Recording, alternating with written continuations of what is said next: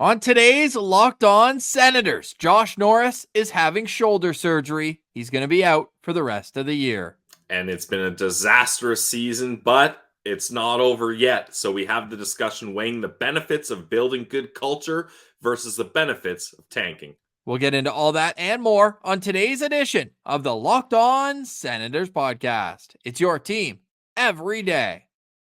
Your Locked On Senators, your daily podcast on the Ottawa Senators. Part of the Locked On Podcast Network.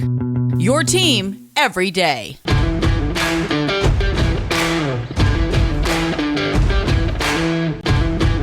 I'm Jake Sanderson, and you're listening to Locked On Senators podcast. I'm Tim Stützle, and you're listening to the Locked On Senators podcast.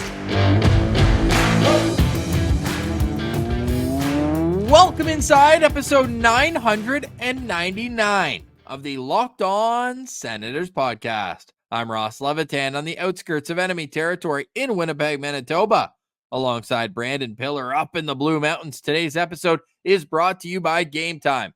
Download the Game Time app, create an account, and use code LOCKEDON for $20 off your first ticket purchase. A reminder, you can follow the show on social media. We're at Sens Central on Twitter, LockedOn.Senators on Instagram. The show is free and available on all podcast platforms, including on YouTube, where we say hello and let you know that a like, comment, and subscription go a long way to helping the show grow. Today is Monday, March 11th, and Pilsy, when we say rock bottom, I should remind everybody that it was 4 years ago today that the Sens played their final game before COVID said no more in the 2020 season.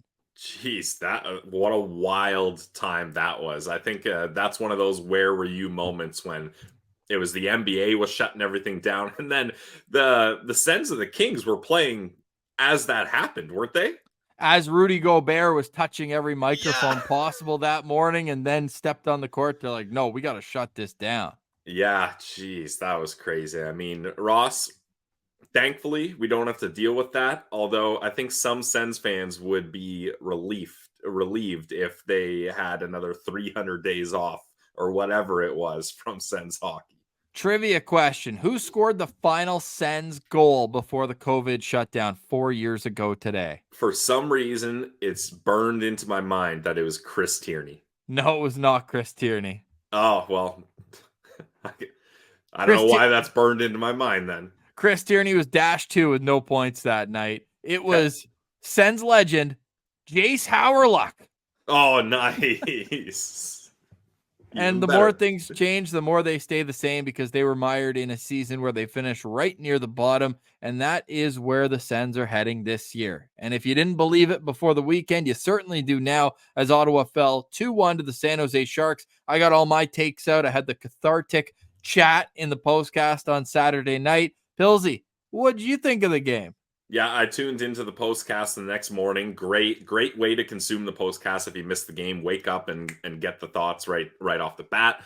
Yeah, pretty much in agreement with you guys. Like that was, I went back and watched the condensed game, and I still cannot believe it. I took the night off Sens hockey. I was like, I'm not even going to check my phone. I'm just going to look, see what time the boys are doing the postcast, and watch Ross and Liam's Marsh and put the fire helmets on to talk about the Sens Central standouts after the win. A 2-1 loss to the San Jose Sharks is downright embarrassing. Like we've been embarrassed. We've seen down bad, but that's got to be a new low. Like I think even the Sharks were a little shocked and like, oh crap, we were supposed to lose that game. We won it by accident, and that's how you beat the Ottawa Senators, by accident or on purpose. It's any team is able to beat the Ottawa Senators, especially outside of the Eastern time zone. So I'm glad you mentioned that, because we are setting up for an all-time LOSP moment at the end of the month. The Senators are 0-13-1 outside of the Eastern time zone. I always have to clarify west or on the road, because I know the heroes out there are going to say they won games in Sweden. Okay, they were home games. Yeah, let's just leave it at that. West of the Eastern time zone. They have 2 left, Pilsy.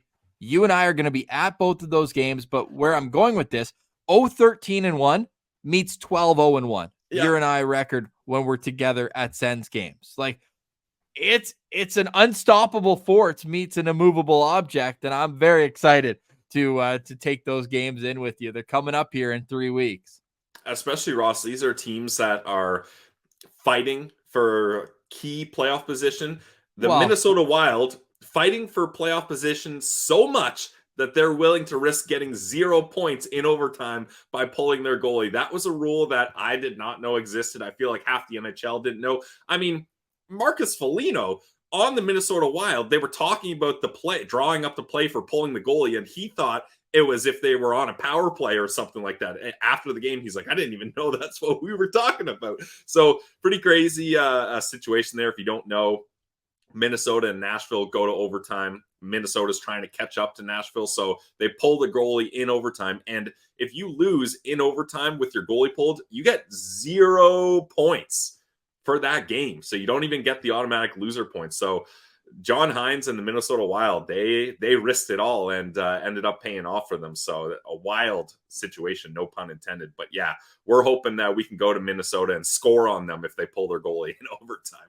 Oh, so good. And yeah, Winnipeg will be in the middle of that Central Division battle, which is one of the coolest ones coming down the stretch, because whoever finishes second is in for an absolute dogfight between Colorado, Dallas, and Winnipeg. So, yeah. Hey, that's at the end of the month. The Senators still have plenty of hockey between now and then. And you mentioned it couldn't get worse than losing to San Jose. Well, the team that's coming into the Canadian Tire Center tomorrow, the Pittsburgh Penguins, are just downright awful. They've basically given up on the season. They're 1-6 in their last 7 games. Their only win came against, the Columbus Blue Jackets, the only team below Ottawa in the Eastern Conference. They have a -20 goal differential in their last 7 games. Wow. They've been shut out twice in their last 3 games. If there's any time that I can just foresee a Senators loss on home ice, it's this game tomorrow against Pittsburgh, just based on all the factors around it. You listen to Sidney Crosby just sounding so dejected. It's so ridiculous what this team has become for him or around him. I mean, he's putting up points. He's doing everything he can and really just not getting the help. And then they make that trade. Jake Gensel goes down to Carolina, and it just sends the shockwave through the room that, like, yeah, we're more or less done here. So we're going to be interested to see how the Senators react tomorrow, because home ice hasn't necessarily been bad for Ottawa. I know that it was disappointing their last home game before going out on the trip to Philadelphia. I'm trying to recall who that loss was to. Arizona, Ross. Of course it was. They had those 2 big wins at home, though, right before that. Up against Dallas and Vegas, they're able to win games, but then teams that are either barely in the playoffs or out of the playoffs, they're not able to beat. 2.5 weeks ago was that game against the Vegas Golden Knights. That's their last win, period. No wins in the month of March yet. Here we go. 6-1. The Senators are in their last 7 games. And we don't do spins on Locked On Senators. That's a tank cast thing. Maybe once we get into draft season, but I will say, once the draft lottery odds are set, Ross, we will go back to doing a spin at the end of every episode, which we have done in the past. Which is just for about a week and a half, because they always do the spin right before the first game of the playoffs. It's just a way to laugh at all the teams that aren't going to get to compete in the greatest 2 months of hockey, and really the greatest 2 weeks, because the first round of the playoffs and this year is setting up to be no different. I just want to be a part of it, Pillsy. That's all I want. And as we hit our 1,000th episode tomorrow, it's like, hey, we've covered 0 playoff games. None. It really is wild. But when you have that conversation, you have to discuss tanking and whether or not it's better for the Sens to lose games down the stretch or build a winning culture. We'll get into that conversation after the break. We also asked on Sens Central on Sunday, a great scroll or a depressing scroll, however you want to look at it. I just simply asked, how would you fix these Ottawa Senators in one off season? What moves would you make? All that is coming up. Plus, Josh Norris is done for the season. Is there long-term concern, or do you think another surgery will have him ready for day 1 of camp? That's all next. You're listening to Locked On Senators, your team every day. Today's episode is brought to you by our friends over at Game Time. Guys, when you're planning your next big night on the town to your next exciting event, you shouldn't have to worry about buying tickets. That should be the last thing on your mind. With Game Time, it's the fast and easy way to buy tickets for all the sports, music, comedy, and theater near you. You get killer last-minute deals, all-in prices, and views from your seat. And with the best price guarantee, Game Time takes the guesswork out of buying tickets. Ross and I are living a little dangerously here as we have a trip to, well, Ross lives in Winnipeg, but I'm going to Winnipeg. We don't have tickets for the Jets game, and we're always kind of talking, hey, maybe we should get those tickets. Maybe we should get those tickets. And then Ross always reminds me, no, Pillsy, chill. We got Game Time. We could do it the day of the event if we want. And what Ross loves about Game Time is you can see the view from your seat before you buy. So you know that the logo is going to be facing the right way so you don't go insane when you're sitting down trying to watch the game. They have deals right up to the start of the event, even an hour after it starts. So if you really want to play risky, you can do that. Take the guesswork out of buying tickets with Game Time. Download the Game Time app, create an account, and use code LOCKEDON for $20 off your first purchase. Terms apply. Again, create an account, redeem code LOCKEDON, LOCKEDON for $20 off. Download Game Time today. Last minute tickets, lowest prices guaranteed. Today's episode is also brought to you by Shawarma Palace, or should I call it my happy place? Shawarma Palace is the best place to go when you have a king-sized appetite. When you need to fulfill yourself, go to Shawarma Palace because they have the freshest ingredients and they package it in, well, they stuff it in the packaging. Let's put it that way. They never sacrifice size for flavor, taste, freshness. It's all there. If you get the platter, you know you're going to get that puffy rice, just perfect texture. You get that with the fresh salad. You get that with the pickled turnips. You get the hummus. You get the pita. And you also get a beautiful bed of the freshly shaved meat, whether you like the beef, the chicken, or you can get falafel. There's always something for you at Shawarma Palace. If you want to grab something to go, the sandwiches are a great option as well. They build it all up in the pita. They get that perfect grill mark on the outside, so it's crispy but still soft and tender on the inside. You can go visit them at any of their 7 locations all around Ottawa. Make sure you're following them on social media, Shawarma Palace Ottawa. They do lots of giveaways and lots of great stuff. Hey, make sure you check out in Costco. You can buy their gift card. So great gift if you want to get those Shawarma Palace. They're also exclusively available on Uber Eats if you want it delivered right to your door. So go eat like a royal today at any of Shawarma Palace's 7 Ottawa locations and go make sure you let them know that Locked On Senators sent you.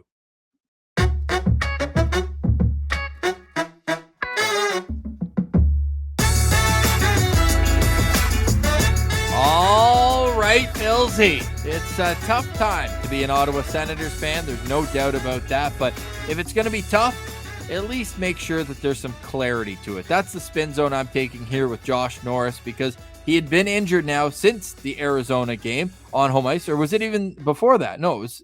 I think it was the Arizona game. Because I know he got injured against Arizona last year. This is his third shoulder surgery. How much of a concern is that to you that this is the same injury or same body part that's been injured now multiple times? He's 24 years old. Brandon Pillar, not a doctor, disclaimer. It's very concerning. I mean, shoulder injury for a centerman that's going to play in your top 6, especially when it's the left shoulder yet again. Nashville game, by the way. The Arizona game was the first game he missed. Oh, okay. Okay, that makes sense.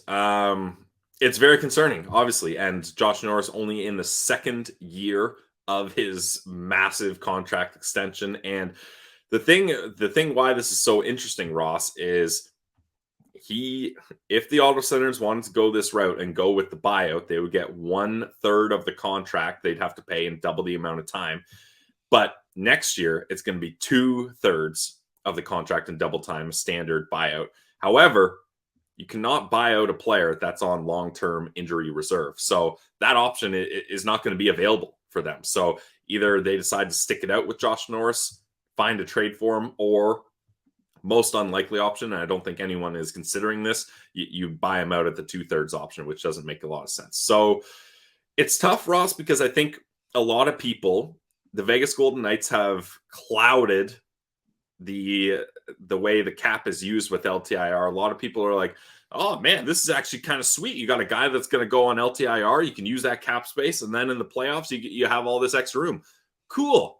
If you're a playoff team, this team is nowhere near the playoffs. They're closer to getting first overall than they are to a wild card spot year in and year out, it seems. And the issue is, and Vegas will tell you this, they'd probably prefer to have Mark Stone not on LTIR every year because it's a lot harder to win hockey games without arguably one of your best players for most of the season. So that's a tricky situation that you don't want to be in. And just in general, take sports, cap, everything away from it. From a people standpoint, you don't want to see a young athlete that has the talent and ambition that Josh Norris has hindered by his shoulder injuries consistently happening here. So overall, we feel gutted for Josh Norris. I hope people don't kind of twist this as we're saying we're like done with him or discarding him or anything like that. That's not at all the case. We've seen what Josh Norris can do when he's healthy and when he's firing that puck from his office in the power play, which we didn't see a lot of this season, unfortunately. And that goes to show with his goals and power play goals being lower than usual. So it's an unfortunate situation here, but when you're in your early 20s and this is now the third shoulder surgery you're having, I don't see how this gets better. And it just seems like it's kind of going to be a ticking time bomb with Josh Norris that every season we're going to be like, well, he's lasted this long, but is he going to be able to make it through? And again, that's no fault of Josh Norris. It's just the fact if you've got a bad shoulder and you're playing NHL hockey, probably going to get injured.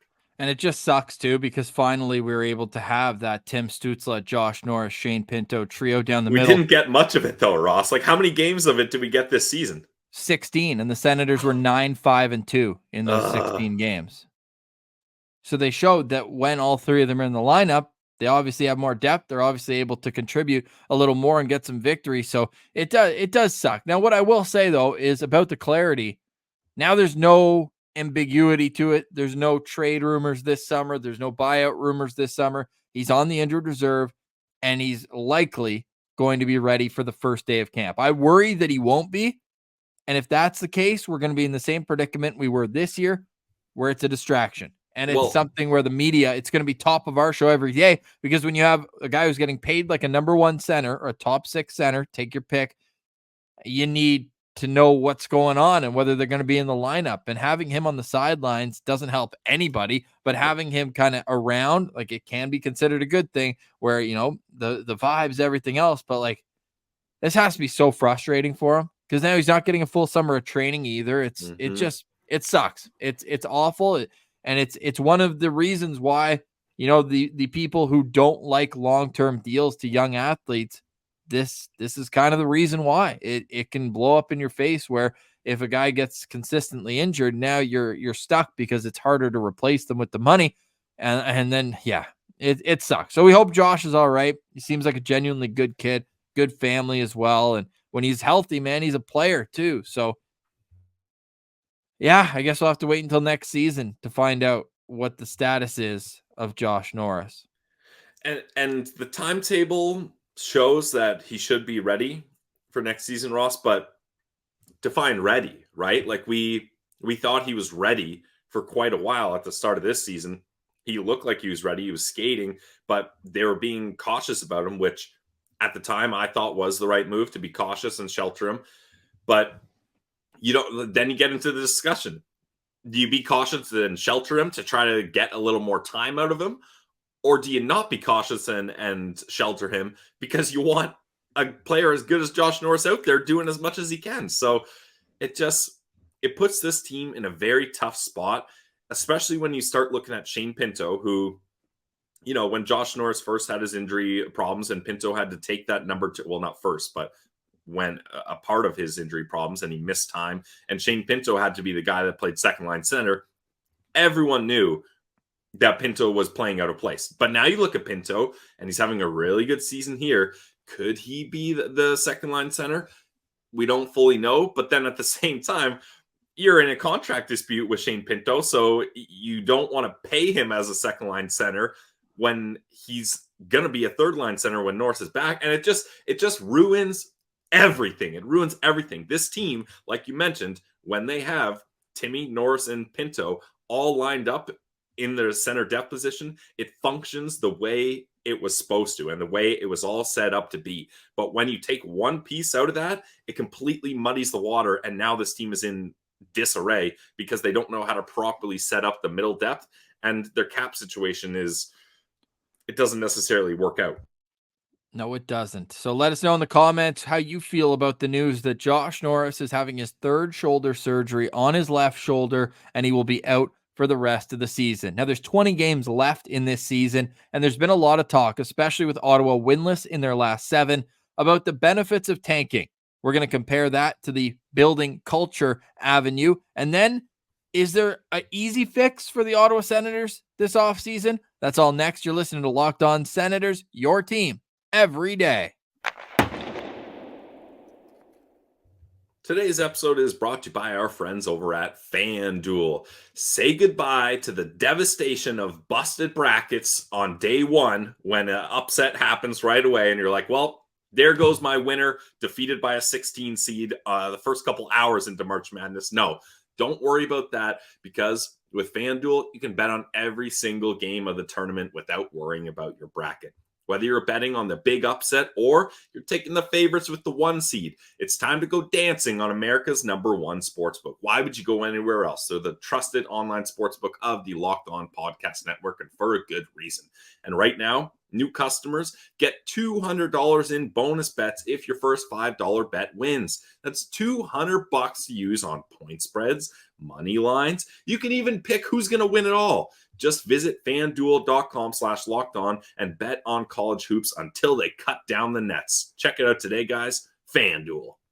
Today's episode is also brought to you by our good friends at the GLEBE Central Pub. You know how much we love the GLEBE Central Pub, right in the heart of the Glebe at 779 Bank Street. They've also got the Sens shuttle bus heading tomorrow night, so get your tickets tomorrow night. Hey, go see Erik Karlsson play. Always a blast. I don't know if you saw more rumors about Erik Karlsson to Ottawa potentially from Elliot Friedman on 32 Thoughts, but there's always an immaculate vibe at the Glebe Central Pub. You can follow them on social media. Their Instagram always letting you know beer of the day, what events are coming up. They've got open mic night, they've got trivia, they've got live music, a whole lot of great fun at the Glebe Central Pub. They've got great food, awesome drinks. I mentioned the atmosphere. And for only $17, you can go to and from the CTC. Their full list of games is available online, GLEBECentralPub.com. And you can buy your tickets right there. 2 taps. It's super easy. You're just able to grab your tickets to and from the CTC and bring you right back to the Glebe Central Pub. So make sure you go check them out. 779 Bank Street.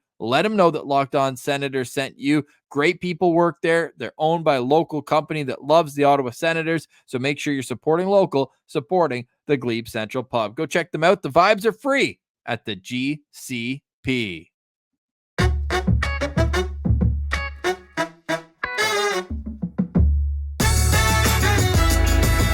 All right, Pilsy. It is a practice day for the Ottawa Senators. They're back from their California road trip. It's their 3rd road trip this season that was 4 or more games in which they came back with a total of 0 points. 0 points on a 4-game road trip at Philadelphia, and then the 3 California games as well. Their road record, they have 8 wins on the road this season. They are 8-19-2 on the season, and 2 of those wins came in Toronto. So they have 6 wins outside of Ontario this season in North America. You same Sweden people, I see you. I know that you're going to say something. So you look at the Ottawa Senators this season, it's road woes, it's inconsistencies. Are these a quick fix potentially? Or is this something where they're really going to have to go down and put this car in the repair shop and prop it up and really dig in under the hood before they can turn this thing around? Yeah, they're going to be taking a trip to ebaymotors.com to get some savings, that's for sure. But Ross, I do have to correct you. I know you would think that the Ottawa Senators got no points on the road trip, but they did. They did get 1 because they didn't get scored on an empty net in overtime in LA. So they do get the 1 measly point on this last road trip. I would rather 0. Yeah, exactly. Yeah, that's the thing. I hate to say that they did get 1 point because it's ruining the tank, which do we want to be focusing on the tank, or do we want to be focusing on winning culture, Ross? Do you want to get into that discussion, or you want to get into the fix-ups here?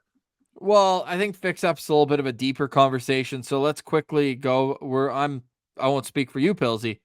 Outside of the 3 games that we're going to attend the rest of the year, Winnipeg, Minnesota, and at home, final home game of the season against Montreal, lose them all, baby. Lose them all. I'm team tank. I won't be mad if they win. I like when the Senators win. I like when the players reach milestones. Yeah. Timmy has to get to 20 goals.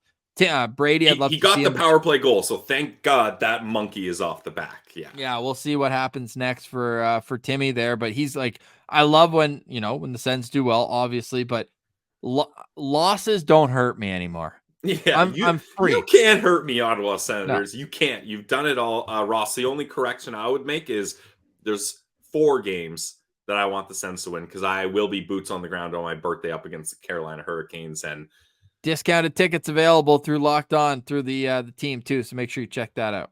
happy birthday from me to you. Go see the Ottawa Senators and come say what up to me. Is that a threat? No. It's an invitation, Ross. Come say what up to me and my pals in section 210. I have secured the green Sens bucket hat, the St. Patty's bucket hat. So I'll be very easy to find in the arena. Although maybe not. Maybe everyone else is going to be rocking those hats. Who knows? But it's a fun one, so I'm stoked for that. You look taller than you do on TV. What do you mean? Oh, yeah, everybody's going to be telling me that? Yeah. Everyone tells you that every time we see each other. They say for both of us, actually. It's kind of funny. Hey, I don't mind. Yeah, when I was when we met Meth in the concourse, and some people met me for the first time, they saw me stand beside Meth, and they're like, Pilsy, you're a tall guy. I was like, damn, I'll take that compliment, stand beside Meth, and they're like, yo, this guy, this could be our next well, I'm not a right shot. This guy could be our next drafted left shot defenseman. Overager. Hey, come see me playing with Saga Beach. Got my first goal. Look out. Wow, that's special. Hey, I want to give a shout out to xheggy83 commenting on YouTube. We always appreciate the YouTube comments. It's so freeing to accept the tank. Those are his words. You have to take a deep breath. We're tanking. Let it out. Forget about trying to win games. Forget about having any sort of pride, any sort of happiness, any sort of optimism, and just, we got to tank this season out and hope for the best when it comes to the draft in Las Vegas. It's just so unfortunate, but at the same time, I'm usually a build culture kind of guy. They've done that 3 years in a row. Yeah, we've tried that. It doesn't work. You cannot carry momentum from the end of a season 4 months later into training camp, or at least the Ottawa Senators aren't able to do that. And especially I'm done with that narrative. When they have as many changes that we expect coming this offseason, It's going to be a different team. There's going to be a different coach. It's basically, and we talked about how with the new ownership, is this going to be the season? Well, it turns out they didn't get the keys to the car until mid-September. So it was almost like, because the sale took so long to finalize, that they were just driving it around just for a test run to see what was going on. Yeah, when you bring your car to the shop and then they give you a loaner for the day, that was the feeling, at least, where it's it was too late to really put their fingerprints on it. They weren't able to do the DeBrincat trade. Staios comes in after that. It sucks, and it's no excuses. This season, complete failure. But the team is going to look so different at training camp next year. Nobody's going to be like, hey, remember when we won 7 games in a row in March last year? No. Yeah, I don't think that's going to be the case, Ross. As a fan and as people covering this team, you got to be full tank. But as a player, I can't even fathom the disappointment losing that game up against the Sharks must have caused. And Ian Mendes wrote in his article that it was kind of record-breaking short interviews after that game. Nobody wanted to talk. The equipment managers aren't even smiling or messing around. They're just all business, get in, get out. It's got to be a tough situation in that room. Tough would be an understatement. This team had serious expectations coming into this year. At least that's what they projected on people. Yeah, and even people that aren't Sens fans, our pal Scott Wheeler from The Athletic tweeted out, this has to be the best roster to perform this poorly. Like most of the time when teams are this bad and in this position in the standings, it's not an accident. The general managers are setting these teams up to fail, a minor setback for a major comeback. That's what general managers are thinking, right? But that was not the thinking for this season and for this roster and for the amount of money that Michael Andlauer not only paid to buy the team, almost $1 billion, not a big deal, but the amount of money he's paying to keep this team on the ice and the payroll and to be in this position. Sheesh. Super frustrating. So how do you fix it quickly, Pilsy? There is no quick fix, Ross. This is like, it's not like there's like a magical surgery that they can just do one thing and they're out. There's going to be multiple things that they're going to have to take a look at here. First and foremost, hashtag goalie friendly show, but the goaltending is bad, terrible, awful, the worst. Get a thesaurus out and look up all the terms for bad. Like just, there's no excuse. It's downright embarrassing, the goaltending. So you got to figure the goaltending out first. Tough to do when you've got a goalie that has 4 more years at $4 million in Joonas Korpisalo, and a goalie in Anton Forsberg that has another year on his deal, and a goalie in Mads Søgaard that isn't quite ready to make that next big step, or at least the step that the Ottawa Senators would need him to take next season, in my opinion. So they're going to have to move out one of Forsberg and or Korpisalo. Like one of those guys has to go. If they run it back with those two, I don't know what they're thinking, unfortunately. And it's too bad because fan bases of other teams will remind us, Ross, that me and you had confidence and optimism when it comes to this goalie tandem. But Fact. It's just not there. It's not there. It's plain to see, and they're going to have to figure something out, whether it's through buyouts or trades. I'm not sure, but the goaltending is the key number one issue. No questions about it. Well, they have the dead last save percentage in the National Hockey League. They're actually tied a 5-on-5. They're actually tied with, ironically, the Tampa Bay Lightning, who have been able to outscore their problems. Unfortunately, Ottawa doesn't have anyone who has over 100 points like Nikita Kucherov will have this year to be able to fix it. Now, our good friend Tyler Ray will be on in a little while, probably right around the end of the season, and discuss. He's always got those threads on Twitter. We like that. The defense minister. One note that he made in his little thread the other day is when you buy out both Joonas Korpisalo and Travis Hamonic, you're going to free up $4.4 million in cap space for next season. There is the wrong end, the long end, whatever you want to call it, of Korpisalo, where eventually you're going to be going about $1.4 million against your cap for a number of years. But in the initial future, for the first 2 or 3 years, you're actually getting a credit for that. So that's, to me, a no-brainer. It's unfortunate, but they Buying also have Korpisalo, it's a no-brainer. Yeah. You don't think so? I mean, you can fix around him. Like their defense is not good enough. Every time we have Meth on the show, I watch then the next game. Like JBD, Brandstrom as a third pair, they can both move the puck all right.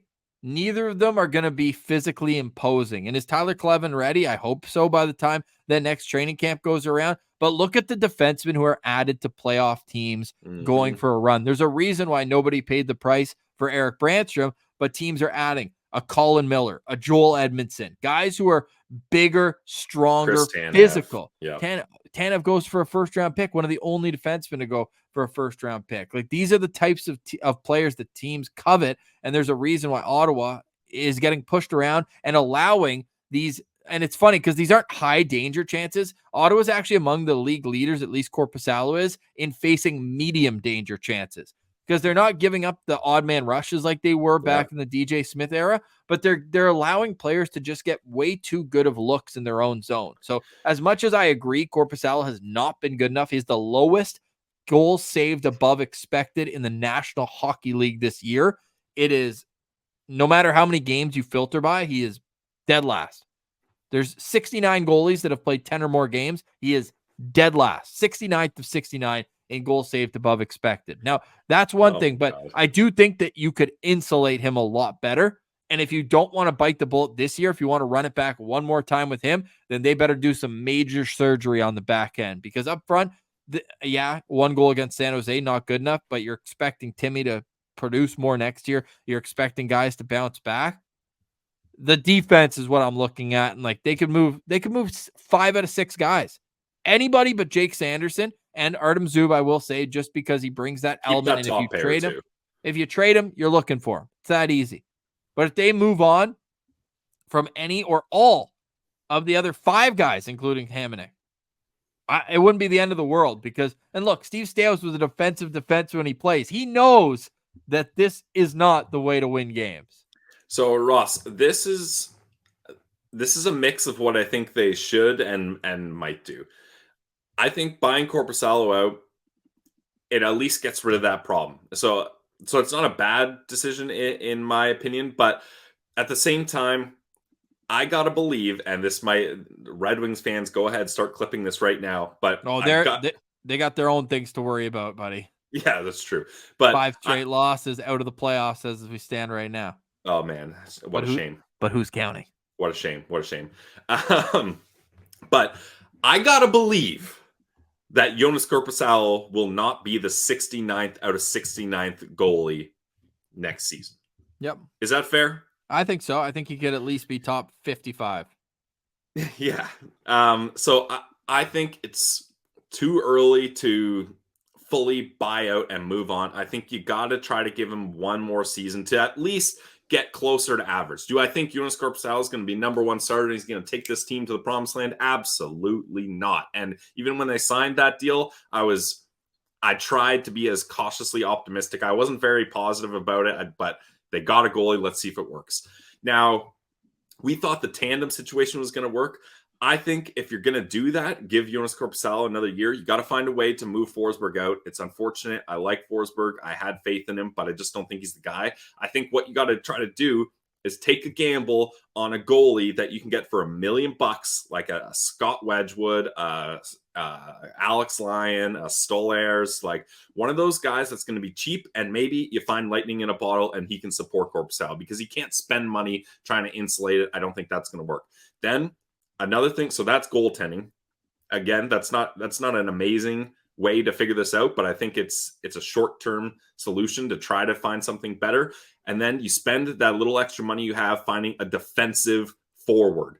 I know you talked about the back end a lot, Ross, and I agree with you, but I do think you need one of those guys who can play on your third line that's going to shut things down on the other team. And I'm not talking about a Gambrell or a Rourke Chartier. I'm talking more about a guy that has more pro experience and also can impact offensively as well. Is he going to get 30 goals? No, but he's going to get 15, 20 goals while also being a defensive plus guy. So you need a guy like that. Like a Nicola Wall would be a good example. I'm looking at good teams, or like obviously Chandler Stevenson, but he brings more offense. He's probably more of a top 6 guy. Like I'm looking at the good teams and what they have. The name that's been rumored obviously is Scott Lawton. Like that would fit the bill. Yeah. Somebody who at least like adds another layer of leadership and another layer of depth, but a guy who can actually produce. All due respect to Mark Kastelic, Parker Kelly, but you could probably be all right with just having one of those guys in the line. Agreed. Yep. I feel like you had a fourth line, especially when you have McEwen, where it's like 3 guys who are like, yeah, they crash and bang, but like there's no presence. You know what I mean? Mm-hmm. Like another team is not looking at the board. Like even like think of when Toronto added Wayne Simmons. He's on the 4th line. Yeah, he's not producing a whole lot, but he's still a name and a guy who like you look at him and it's like a respect factor around the league. A lot of teams are checking the game notes and looking at the Sens 4th line and being like, no clue there. Even the 3rd line. It's going to be Boris Kachuk, Ridley Gregg, and Dominic Kubalik tomorrow. Yikes. Yeah, so, and no Kubalik, that's going to free up money to do that as well. And then I really think unless you get first overall in this draft, you go for a defenseman and you hope that guy can either step in next year or the year after, right? You try to shore up your defense, especially. I'm convinced the only way to properly get right shot defenseman is through the draft. You're going to have an opportunity to do that in this upcoming draft with a high pick. And that's how you work and you slowly build from there. Now, people might be listening to this and being like, Pilsy, getting $1 million goalie, a third line defensive winger, and a rookie defenseman is not going to fix this team's problems. And you're damn right. You're damn right. That's totally fine. You can come at me with those takes. That's fine. But the piece that I haven't mentioned yet, the proper coach. Yeah. A proper coach can solve so many issues. If you have the right pieces in place, it's like making a meal at a restaurant. You could give a guy all the ingredients, but if they're not a great chef, they're not going to be able to put those ingredients together and make a flavorful, perfect dish. So you need the guy that can use all those ingredients properly and that can put out a winning product. And they're going to have to find the right coach. It's going to be so huge for turning this team around without doing major surgery and taking 3 steps back to take 1 step forward. And a big part of coaching is special teams. In Ottawa this year, 27th on the power play and 30th on the penalty kill. If you're not going to get a whole lot of saves and you're going to play high-scoring games, your power play and penalty kill better be good. And those are, to me, the biggest reasons why Ottawa has not been good enough this season. And look, I can handle this penalty kill not being top in the league. That I'm okay with, but not okay with, but I mean, you got to pick and choose your battles. But the fact that this power play is this bad, that I am not okay with. Like the amount of money they spend, the amount of talent they have up front, it's insane that this power play can't get it going. And their top talented player only scored his first power play goal of the season up against the San Jose Sharks in mid-March. That Amazing. Can't be happening. Can't happen. No, can't happen. Look, there's 20 games left. Ottawa's got Pittsburgh on Tuesday, at Columbus, a big game with tank implications on Thursday, and then 18 more after that. We will be with you every step of the way, and we remind you that your support goes a long way to helping us do what we absolutely have a privilege of doing. We really do not take it for granted, being able to interact with you citizens every single day at the Locked On Podcast Network. This is the 999th episode. Tomorrow will be 1,000. We took some big swings for guests. We really wanted to get someone special for you guys for 1,000 episodes. Turns out when a team's lost 7 in a row, maybe it's a little bit tougher to get guests particularly. Yep. And I'll just go out and say it. We wanted to get Erik Karlsson on the show.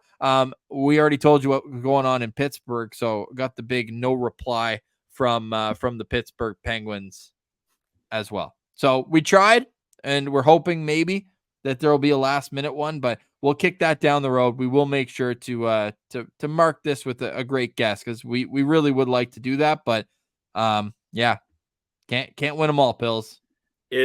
When a team is as bad as this, you can't exactly blame them for not being agreed outgoing with interviews and having guys available, which sucks, Ross, because for us to do, I don't want to say for us to do our job well, but for us to be able to grow this show even more, with the ambitions that we have, this team has to start winning some games.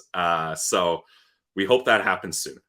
Yeah, great point, Pilsy. Any final thoughts here as we wrap up 999?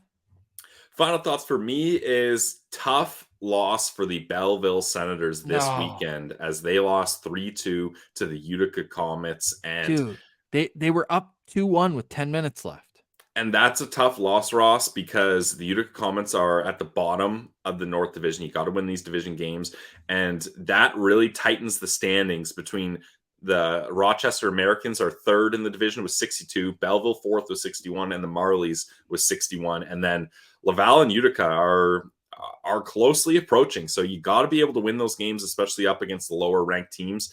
But good news is they do have a chance to kind of get back into things. Sorry, I'm just pulling up the schedule here. I had Utica at home on Wednesday. Yes. Okay. So that's where I was going with that, but I forgot if it was Utica again first or the Crunch. So yeah, they got Utica again, this time at Belleville on Wednesday. And then this weekend is going to be full of big games too. They got the Crunch and then the Bridgeport Islanders as well. So Belleville's got to keep winning these games, because we want to talk about some winning, and we want to cover some sort of playoffs, even if it is down on the farm in Belleville. Oh boy, I need playoff hockey somewhere in Ontario outside of Toronto. I'll leave it at that. We'll be back tomorrow for another edition of the show. We really do appreciate you. If you want to interact with us further, you can go check us out on Twitter at Sens Central, Instagram lockedon.senators. You can subscribe to the Patreon where we do an extra show every single week. Always a lot of fun over there. For today, though, we say goodbye. Thank you very much. Have a great day. For Brandon Pillar, I'm Ross Levitan. This has been the Locked On Senators podcast, your team every day.